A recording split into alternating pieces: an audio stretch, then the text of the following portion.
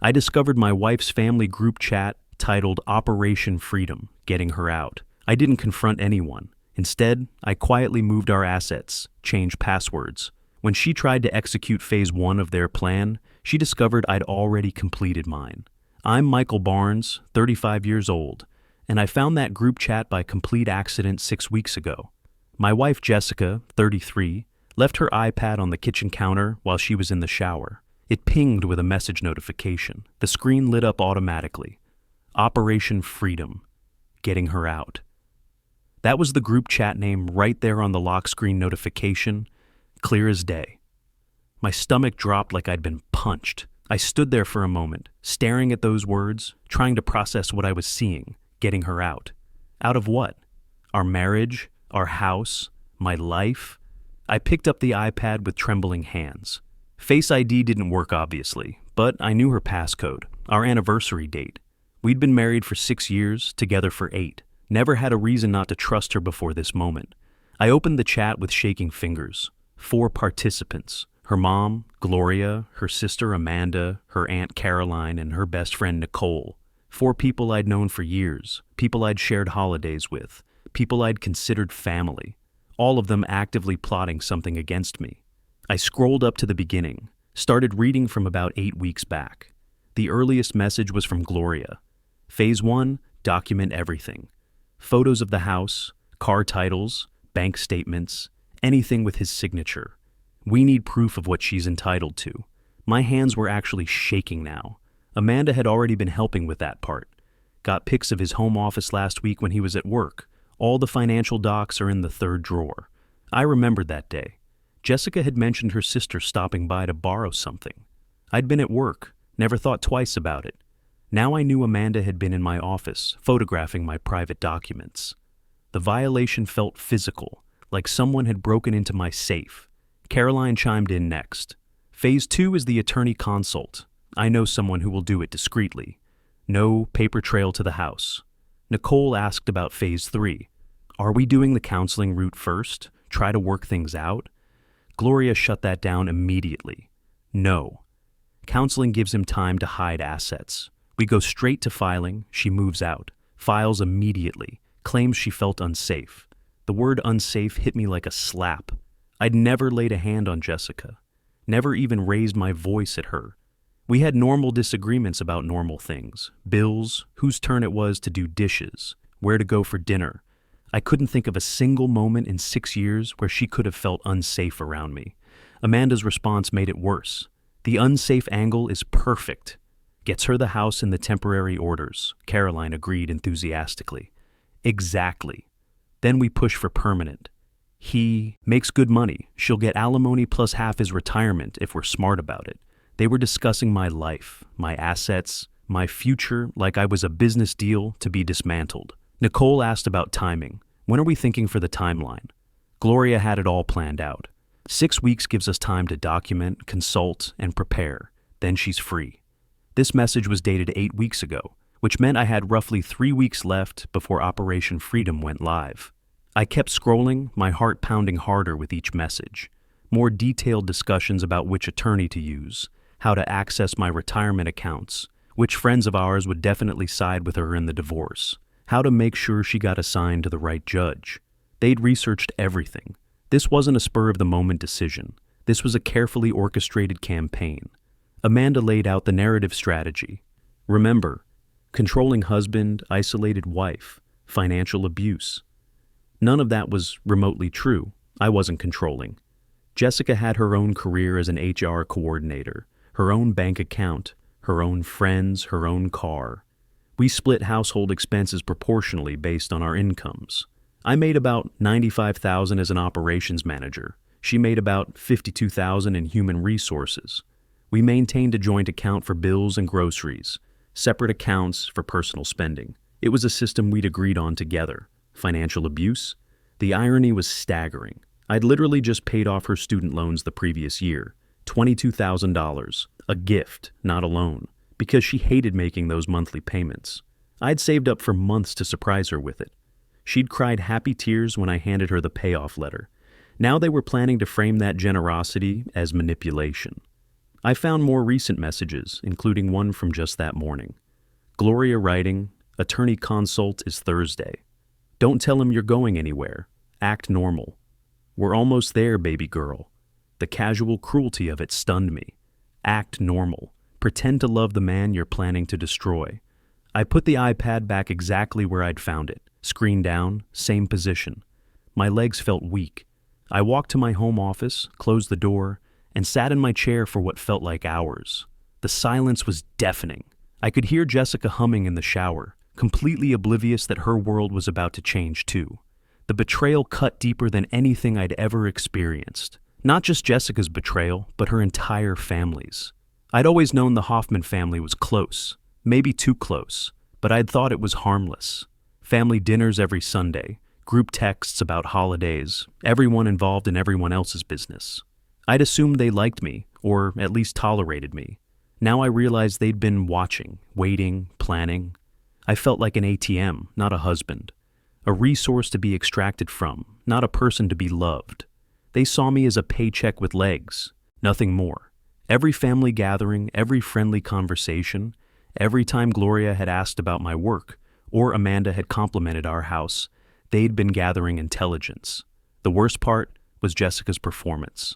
For 8 weeks, she'd been executing phase 1 while acting completely normal around me. Kissing me goodbye in the morning, asking about my day over dinner, cuddling with me while watching television, all while documenting our assets and planning to accuse me of abuse. I sat there processing the magnitude of the deception, feeling the ground shift beneath everything I'd thought was solid in my life. But after an hour of shock, something else kicked in. If they wanted to play strategic games, I could play too. If they wanted to plan in secret, so could I. If they thought they could outmaneuver me because I was trusting and decent, they were about to learn otherwise. I opened my laptop and started making calls. Time to get to work. The first call I made was to Dennis Martinez from work. 2 years ago, his wife tried the exact same playbook. False allegations, surprise divorce filing, claimed she felt threatened to get temporary custody of their kids in the house.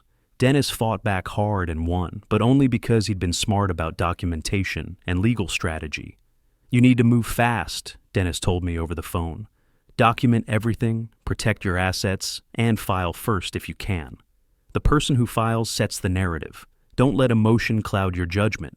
This is war now, and you need to think like a general." Next call was to an attorney. Not just any attorney, but the one Dennis had recommended, James Crawford. Family law specialist with a reputation for aggressive representation. Crawford's assistant squeezed me in for an emergency consultation that evening. I spent the rest of the afternoon acting normal while Jessica finished her shower and got ready for work. She kissed me goodbye like always, told me she loved me, asked what I wanted for dinner. I smiled and said I'd pick something up. We could just order pizza and watch a movie. The normalcy of it made my skin crawl. The moment her car disappeared down the street, I went back to her iPad. This time, I was methodical. Screenshots of every single message in the group chat, every photo they had shared of my documents, every discussion about attorneys and timelines and strategies. I uploaded everything to a cloud storage account Jessica didn't know about, then changed all the passwords on my personal accounts. Crawford's office was downtown, 32nd floor of a glass tower. The man himself was exactly what I'd expected. Mid-50s, sharp suit, expensive watch. He listened to my story without interrupting, occasionally taking notes, his expression never changing. "Show me the screenshots," he said when I finished. I handed him my phone. He scrolled through them slowly, his eyebrows rising slightly. "This is remarkably stupid of them. They've documented conspiracy to commit fraud in writing, the false abuse allegations, the coordinated asset grab, even the timeline. It's like they wanted to get caught. What are my options?" Crawford leaned back in his chair.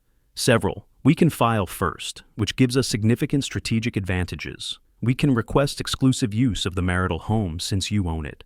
We can seek protection of separate property and request attorney fees if we can prove bad faith. The group chat messages are smoking gun evidence of bad faith. How long do we have?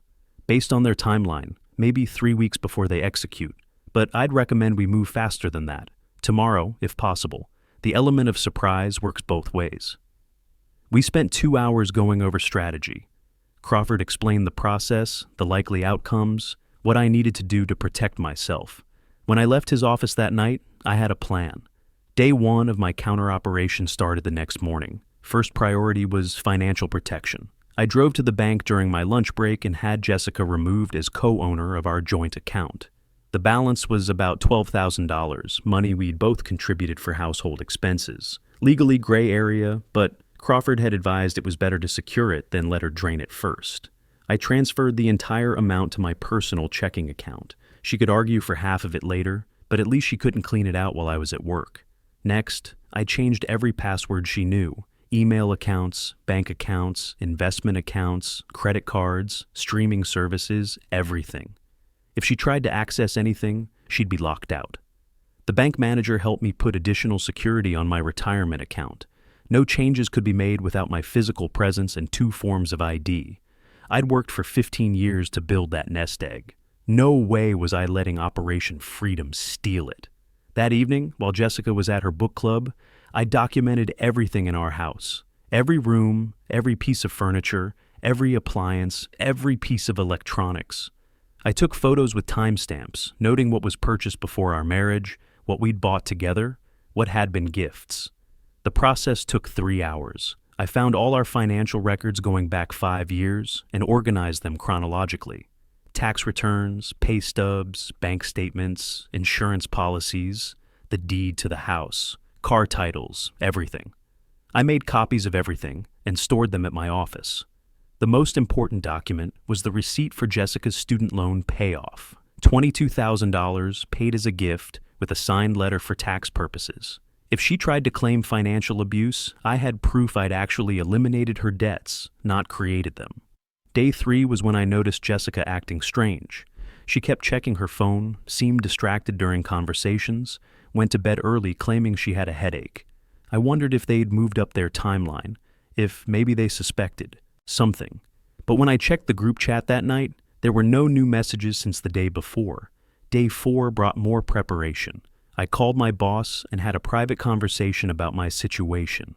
I'm going through some personal issues that might affect my availability over the next few weeks, I told him. Nothing that will impact my work performance, but I might need some flexibility for legal appointments. My boss, Kevin, was completely understanding. Whatever you need, Mike. Family stuff can be brutal. Just keep me in the loop if you need time off. Having that support locked down relieved some of my stress. Day 5 was when I made the decision to file first. Crawford had prepared all the paperwork. Petition for dissolution of marriage on grounds of irreconcilable differences. Request for exclusive use of the marital home. Protection of separate property. And attached as exhibits, every screenshot from Operation Freedom. This is going to blindside them completely, Crawford said as we reviewed the documents. They think they have 3 weeks to prepare. Instead, she's going to get served at work while she's still in phase 1 of their plan. We filed that Friday afternoon. The process server would deliver the papers to Jessica's office Monday morning. I wasn't planning to be home when that happened. Sunday night, I packed a bag and drove to my brother's house across town. Kevin Barnes was 2 years older than me, divorced himself 3 years earlier, though his situation had been amicable. No kids, no drama, just 2 people who'd grown apart. You can stay here as long as you need, he told me. Guest room's yours. This is going to get ugly before it gets better. Monday morning, I sat in a coffee shop near my office, waiting for my phone to explode. The process server was scheduled to deliver the papers at 9 a.m. By 9:15, my phone started buzzing. 37 missed calls, 42 text messages. The phone kept buzzing in my hand like an angry insect. I let it buzz. The messages started calm. Michael, what's happening? I just got served divorce papers at work. Everyone saw. This is embarrassing. Call me back. Then confused. Why are you doing this? We need to talk. This doesn't make sense. Then angry. I can't believe you served me at my workplace. How could you humiliate me like this? Answer your fucking phone. By noon, the Hoffman family had joined the assault. Gloria called 6 times in 10 minutes. Amanda left voicemails demanding I call back immediately. Even Caroline, who I'd maybe spoken to 5 times in 6 years, was blowing up my phone. I blocked them all. Crawford called around 2 p.m. Her attorney just contacted our office. Catherine Mills from Mills and Associates. They want to schedule a settlement conference immediately. Apparently your wife is very upset about being served at work. Good, I said. What are they asking for? Everything. Half the house, half your retirement, alimony of $2,200 monthly for 5 years, half the value of your car, plus attorney fees. They're claiming she's entitled to maintain the marital standard of living. I actually laughed. Based on what? We don't have kids. She has her own career and income. What's their legal justification? There isn't one. This is a desperate opening bid from someone who thought they held all the cards and just realized they don't. I told Mills we'd respond with our own proposal tomorrow. That evening I stayed at Kevin's and tried to process the magnitude of what was happening. 6 years of marriage, 8 years together, and it had all been an illusion. The woman I'd shared a bed with, shared dreams with, shared everything with, had been planning to destroy me while I slept beside her. Kevin and I ordered Chinese food and watched basketball, normal brother stuff. He didn't push me to talk about the divorce, just let me exist in his space without judgment. Having that stability helped more than I could express. Tuesday brought the first direct confrontation. I was at work when security called my desk. "Mr. Barnes, there's an Amanda Hoffman here to see you. Says she's family." I told security to send her up. Amanda looked terrible. Red eyes, wrinkled clothes like she hadn't slept. She sat across from my desk and immediately started crying. "Michael, please. You have to stop this. Jessica is devastated. She can't eat, can't sleep. You're destroying her life. She was planning to destroy mine first. I just got there faster. She wasn't trying to destroy you. She wanted out, but she was scared. You're controlling and she felt trapped." I leaned back in my chair. "Name one controlling thing I've done." Amanda opened and closed her mouth several times. You monitor her spending. She has her own bank account that I've never touched. We split bills proportionally. She spends her money however she wants. You don't let her see her friends. She sees her friends constantly. Book club twice a month, girls' nights, weekend trips. I encourage all of it. She struggled, grasping for anything. The way you are, she felt suffocated. The way I am, which is what? I work, come home, spend time with my wife, support her career. Last year I paid off $22,000 in student loans as a gift. If that's suffocating, then yeah, I'm guilty. Amanda's face crumpled. That loan payment was manipulative. You were making her dependent on you. I stared at her. I eliminated her debt to make her more independent, not less. How is that manipulative? She had no answer, just tears and accusations that made no sense. After 20 minutes of circular arguments, she left. But not before threatening me. "This isn't over, Michael. Family takes care of family. We're going to make sure Jessica gets what she deserves." "Go ahead," I told her. "I have documentation of your whole family's plan. Try me." Wednesday brought Gloria. She showed up at my house around 6 p.m., pounding on the front door. I wasn't there, still staying at Kevin's, but my security cameras caught everything. 20 minutes of her screaming at my front door, demanding I open up, calling me a coward and a manipulator. Then she tried the windows, checking to see if any were unlocked. When that failed, she sat in her car in my driveway for another hour. I called the police and had them document it. Trespassing and attempted breaking and entering. More evidence for Crawford's file. Thursday was the settlement conference. Video call, me in Crawford's office, Jessica in Mill's office across town. Seeing her face on the laptop screen was surreal. She looked smaller somehow, deflated. The confident woman who'd been executing Operation Freedom was gone, replaced by someone who looked lost. Mills opened with their demands. "Mrs. Barnes is seeking fair division of marital assets, including 50% of the marital home's equity, 50% of retirement accounts, temporary and permanent alimony, and reimbursement of legal fees." Crawford responded calmly. "Mr. Barnes owns the home as separate property, acquired prior to marriage. There is no marital equity to divide. As for alimony, our client has evidence that Mrs. Barnes engaged in bad faith conduct that invalidates any claim to support." "What evidence?" Crawford shared his screen, displaying the Operation Freedom screenshots. Mills's face went pale as she read. Jessica started crying. "Mrs. Barnes and her family documented a conspiracy to commit fraud, including false allegations of abuse and coordinated asset concealment. We're prepared to file counterclaims for intentional infliction of emotional distress if necessary. The call went silent, except for Jessica's sobbing. Finally, Mills spoke. We need time to review this evidence and consult with our client. You have 24 hours, Crawford said. Then we proceed to court with full disclosure of this conspiracy. After the call ended, Crawford turned to me. They're going to fold. No attorney wants to defend documented fraud. Expect a much more reasonable offer tomorrow. I drove back to Kevin's house, feeling lighter than I had in weeks.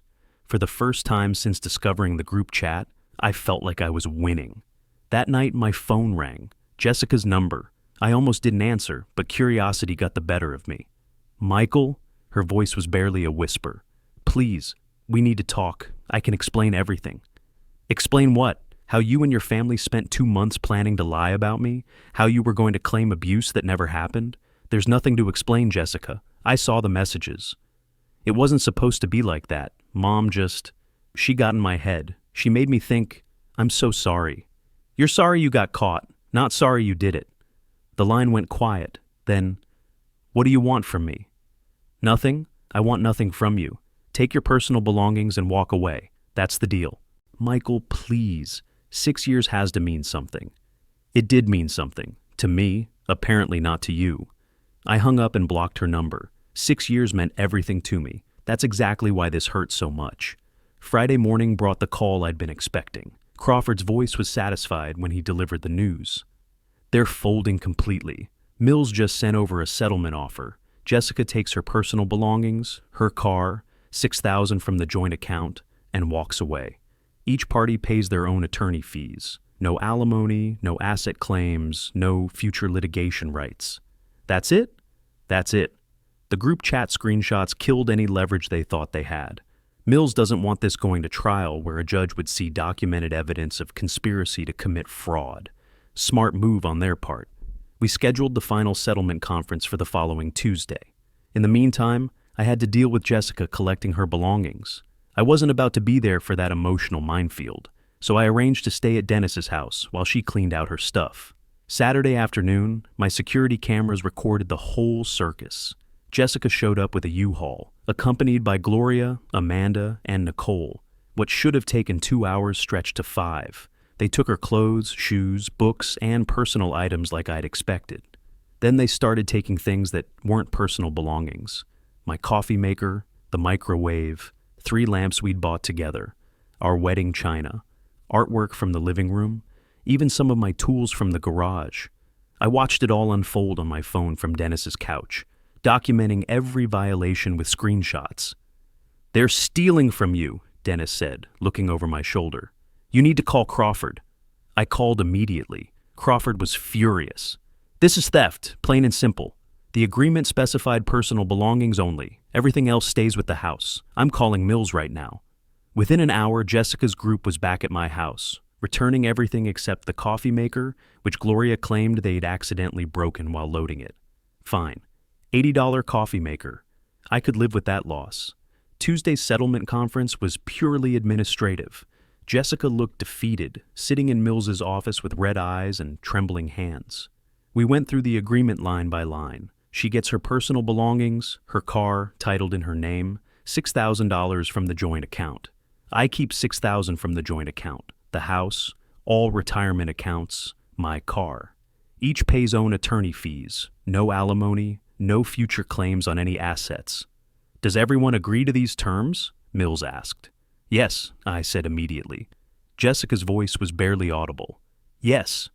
Please sign here. We both signed electronically. Mills looked relieved to be done with the case. The divorce will be finalized in 4 months pending the state waiting period. I stayed on the call for a moment. So did Jessica. Awkward silence filled the virtual space. Finally, she spoke. I hope you're happy now. I'm not happy, I told her. I'm protected. There's a difference. I wasn't trying to destroy you. I just wanted to make sure I was okay financially. By planning to falsely accuse me of abuse, by trying to take everything I own, that's not protecting yourself. That's committing fraud. My family was just trying to help me. Your family was trying to help you commit fraud? There's a difference.